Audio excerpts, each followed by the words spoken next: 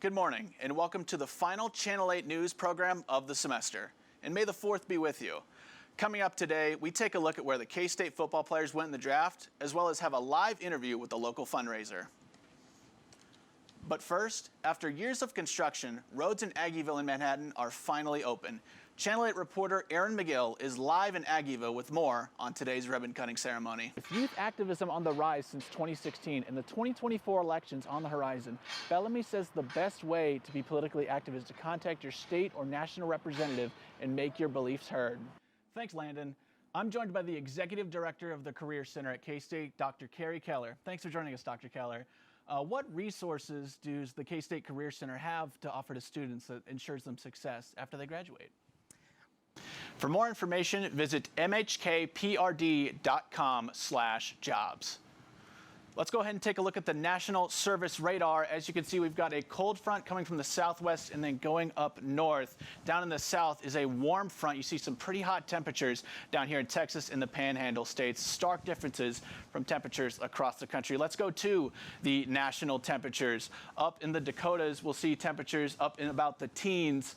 The temperatures that you haven't expected in previous weeks, but should still be pretty cold up there in the Dakotas. As we go ahead and move west, you see that out in Portland up through Washington in there. It'll be in the 40s and 50s up through California in the 50s as well. Thanks, AJ. The K-State men's basketball team took down 9th-ranked Baylor in front of a packed-out Bramlage Coliseum 75-65 on Tuesday. Keontae Johnson led the way with 25 points, and Marquise Noel had 10 assists and 0 turnovers.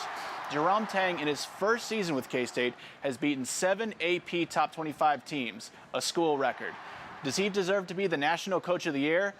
Baylor head coach Scott Drew thinks he does. Coach Tang should be National Coach of the Year, period. I mean, they had 2 players. They filled the whole roster. They're picked at the bottom. He'll get my vote, and that's not because he's my brother. He's earned it. I hope that we have, because of the makeup of our staff and how we live life together and the example that we set for them, that our guys see that and they want to emulate it.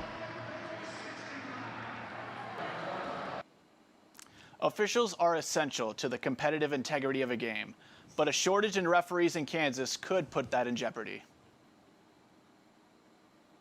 We've had to have unregistered officials work games, and we've got people filling in, working 5-6 nights a week, so it's definitely a problem. Kansas is experiencing a shortage in referees for high school football and basketball games. Brady Trimble, a Kansas officials assigner, says unruly fans are one of the contributing factors to the shortage. The main thing is young officials get started and they just get yelled at a few times, and that's not why they're there. A lot of people struggle with that. At times that can be overwhelming.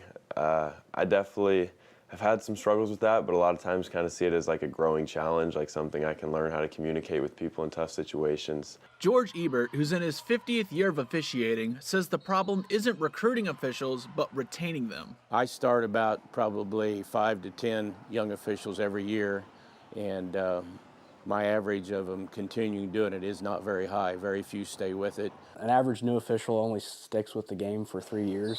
A lot of these ejections aren't even coming from new officials. They're coming from officials that have been doing it for a long time. So that's what tells me that people are just getting tired of it.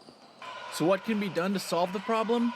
Ebert says schools need to recruit graduating students harder. It's getting enough publicity now. About every high school needs to tell their graduating seniors to think about it, because most of them don't even ever consider it until a coach or an athletic director or someone in the community suggests it to them. Luckily, no games have been canceled yet due to the referee shortage, but officials are still heavily recruiting. The K-State men's lacrosse team will have their first home game this Saturday as they host Oklahoma State. The team has gone from 6 players on their roster to 30 in the past 6 months, and thanks to funding from the community, they hope that will translate to success on the field and one day make K-State lacrosse a Division I sport. In the past 6 months exactly, we have actually increased our team roster from 6 to a 30-team roster. We've increased our following on social media by 107%, and we've also increased our funding by 720%. We've talked about winning a championship. That's what our goal is. We're number 4 in the nation right now, and we're just ready to go get started. That's all the time we have for sports. AJ, back to you.